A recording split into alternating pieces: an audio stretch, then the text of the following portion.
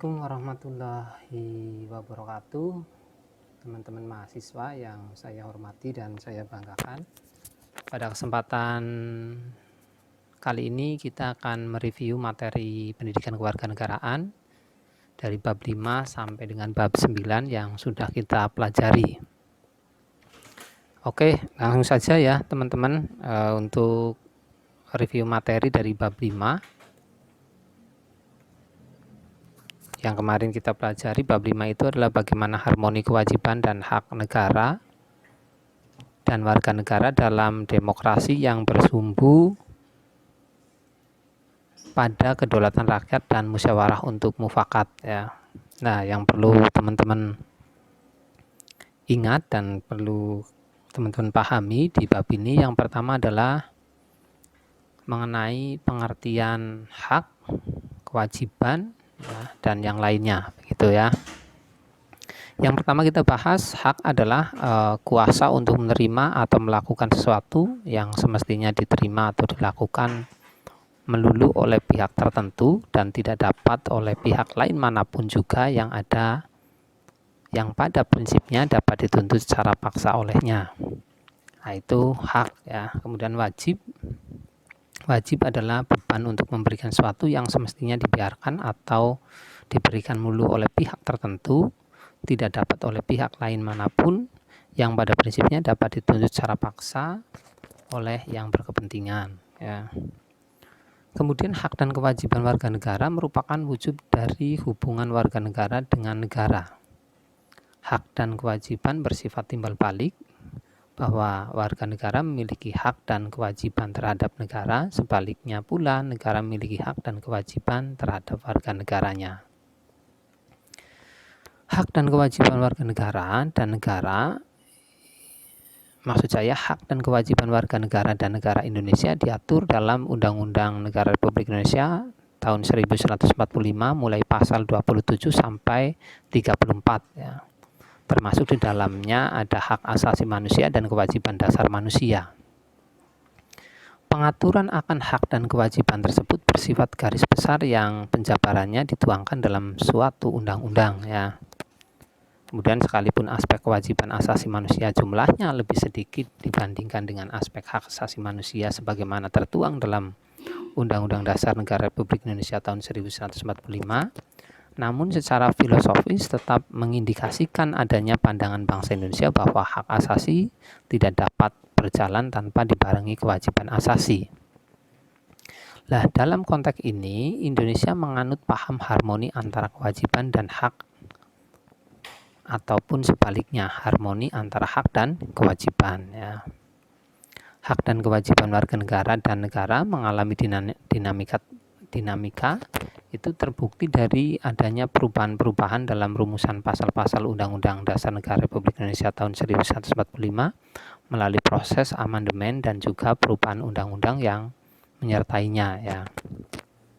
Kemudian jaminan akan hak dan kewajiban warga negara dan negara dengan segala dinamikanya diupayakan berdampak pada terpenuhinya keseimbangan yang harmonis antara hak dan kewajiban negara dan warga negara.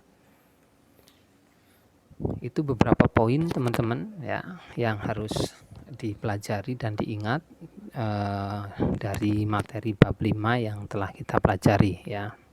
Selanjutnya di bab 6 kemarin kita mempelajari bagaimana hakikat, instrumentasi dan praksis demokrasi Indonesia berlandaskan Pancasila dan Undang-Undang Dasar 1945. Poin-poin yang perlu diingat dan dipahami, yang pertama adalah pengertian secara etimologis ya. Jadi secara etimologis demokrasi berasal dari bahasa Yunani yaitu demos yang berarti rakyat dan kratos atau kratian yang berarti pemerintahan atau kekuasaan. Jadi demos kratien atau demos kratos berarti pemerintahan rakyat atau kekuasaan rakyat ya. Kemudian secara terminologi banyak pandangan tentang demokrasi ya. Tidak ada pandangan tunggal tentang apa itu demokrasi. Demokrasi dapat dipandang sebagai salah satu bentuk pemerintahan, sebagai sistem politik dan sebagai pola kehidupan bernegara dengan prinsip-prinsip yang menyertainya. Nah, berdasar ideologinya, demokrasi Indonesia adalah demokrasi yang berdasar Pancasila. Ya, demokrasi Pancasila dalam arti luas adalah kedaulatan atau kekuasaan tertinggi ada pada rakyat yang dalam penyelenggaraannya dijiwai oleh nilai-nilai Pancasila. Sedangkan demokrasi Pancasila dalam arti sempit adalah kedaulatan rakyat yang dilaksanakan menurut hikmat kebijaksanaan dalam permusyawaratan perwakilan. Ya.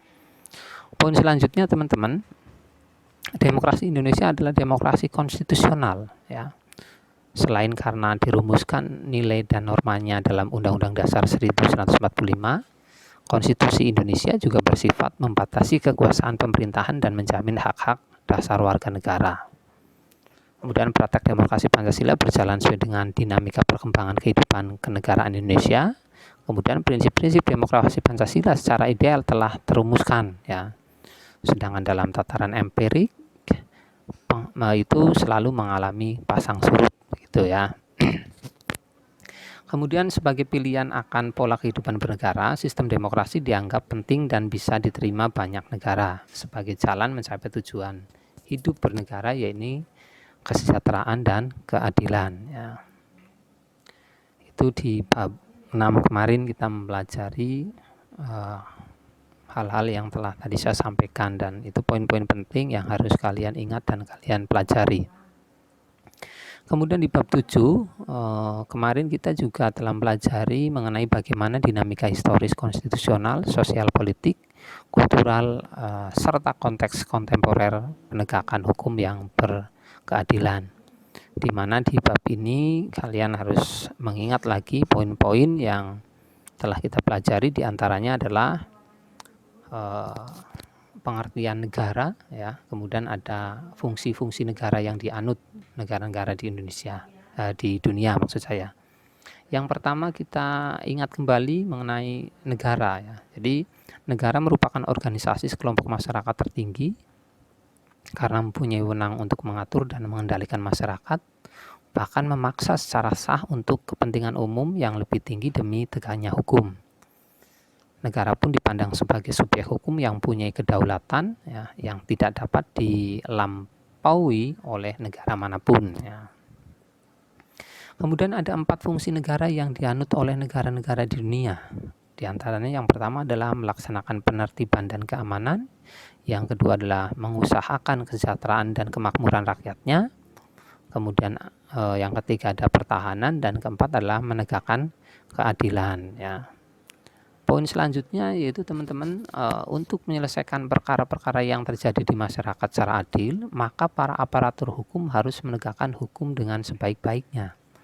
Ya, penegakan hukum bertujuan untuk meningkatkan ketertiban dan kepastian hukum dalam masyarakat sehingga masyarakat itu merasa memperoleh pengayoman dan hak-haknya terlindungi. Kemudian dalam menegakkan hukum terdapat 3 unsur yang harus selalu diperhatikan teman-teman, yaitu yang pertama adalah kepastian hukum, yang kedua adalah kemanfaatan, dan ketiga adalah keadilan. Ya. Selanjutnya dalam rangka mewujudkan sistem hukum nasional yang berlandaskan Pancasila dan Undang-Undang Dasar Negara Republik Indonesia tahun 1945, pembangunan di bidang hukum mencakup sektor material hukum, sektor sarana dan prasarana hukum. Ya. Sektor aparatur penegak hukum juga ini menjadi sasaran yang terus dikembangkan. Ya. Nah, aparatur hukum yang punya tugas untuk menegakkan dan melaksanakan hukum antara lain adalah lembaga kepolisian, kejaksaan, dan kehakiman. Nah, fungsi utama lembaga kepolisian adalah sebagai lembaga penyidik, sedangkan kejaksaan berfungsi utama sebagai lembaga penuntut, serta lembaga kehakiman sebagai lembaga pengadilan atau pemutus perkara. Ya. Kemudian kita lihat pasal 10 ayat 1 Undang-Undang Nomor 14 Tahun 1970. Ya, yang telah diperbarui menjadi Undang-Undang Nomor 48 Tahun 2009 tentang kekuasaan kehakiman, di mana di sana menyatakan bahwa kekuasaan kehakiman merupakan kekuasaan yang merdeka untuk menyelenggarakan peradilan guna menegakkan hukum dan keadilan. Ya.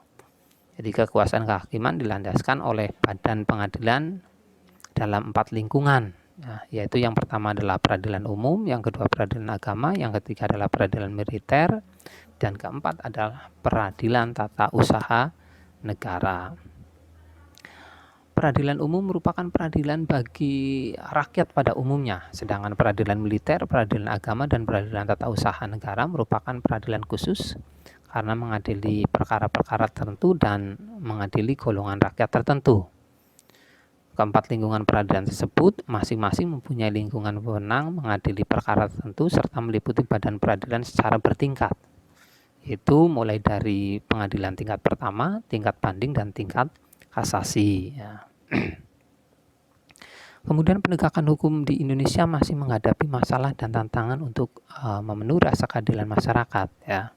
Jadi penegakan hukum itu menjadi hal yang sangat penting, ya, diupayakan secara terus-menerus untuk meningkatkan ketertiban dan kepastian hukum dalam masyarakat sehingga tujuannya adalah masyarakat merasa memperoleh perlindungan akan hak-hak dan kewajibannya. Nah, itu di bab 7 yang kemarin kita pelajari dan harus diingat oleh teman-teman dan dipelajari kembali. Kemudian di bab 8 kemarin kita mempelajari mengenai bagaimana dinamika historis dan urgensi wawasan Nusantara sebagai konsepsi dan pandangan kolektif kebangsaan Indonesia maksud saya kebangsaan Indonesia dalam konteks pergaulan dunia. Ya.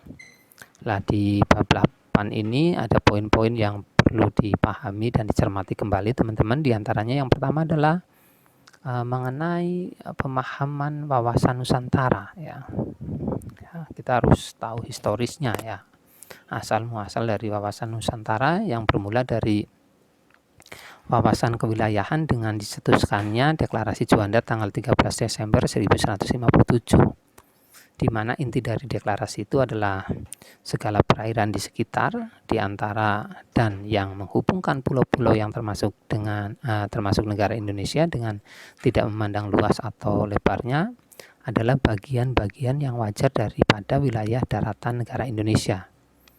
Nah, dengan demikian bagian dari perairan pedalaman atau nasional yang berada di wilayah kedaulatan mutlak milik negara Indonesia, ya. Nah, keluarnya Deklarasi Juanda 1957 memuat wilayah Indonesia sebagai satu kesatuan wilayah, ya. Laut itu bukan lagi pemisah pulau, tetapi laut sebagai penghubung pulau-pulau Indonesia. Nah, melalui perjuangan di forum internasional, Indonesia akhirnya diterima sebagai negara kepulauan, ya, archipelago state, ya. Jadi berdasarkan hasil keputusan Konvensi Perserikatan Bangsa-Bangsa tentang Hukum Laut atau UNCLOS, ya, tahun 1982, itu, ya.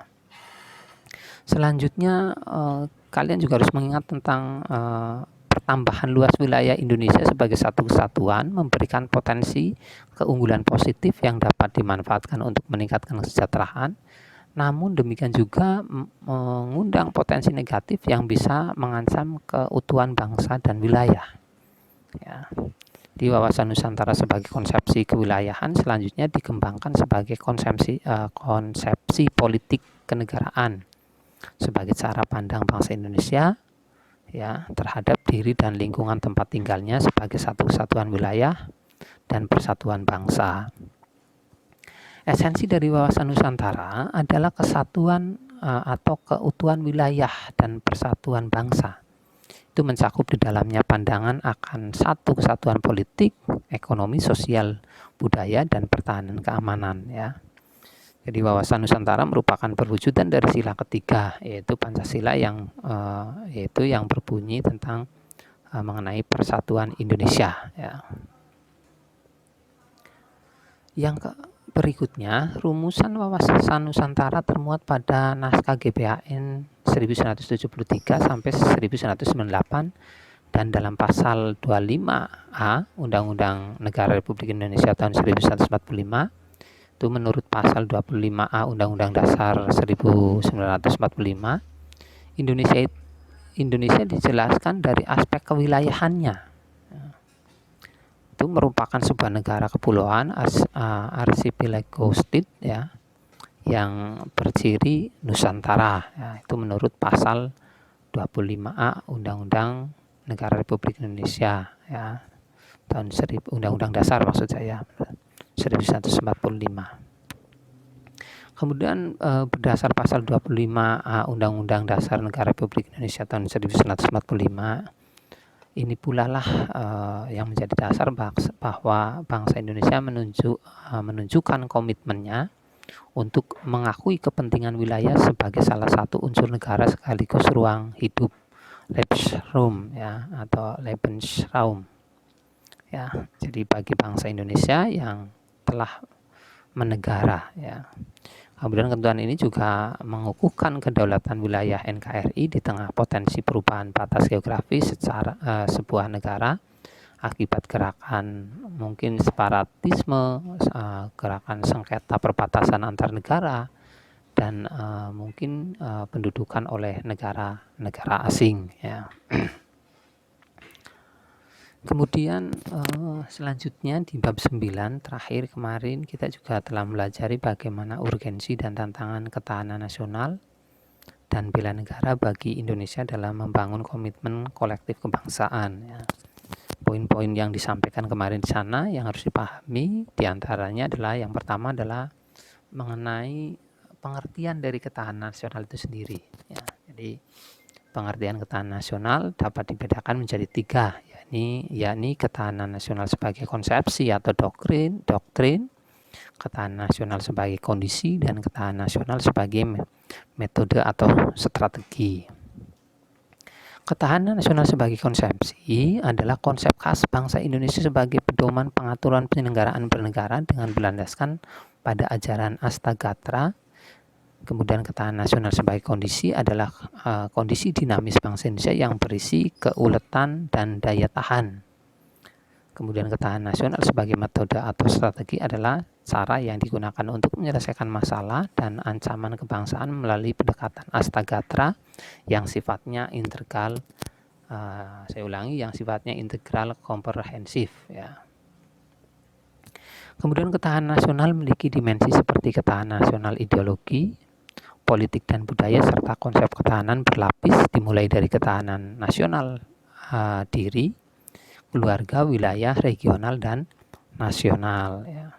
Inti dari ketahanan nasional Indonesia adalah kemampuan yang dimiliki bangsa dan negara dalam menghadapi segala bentuk ancaman.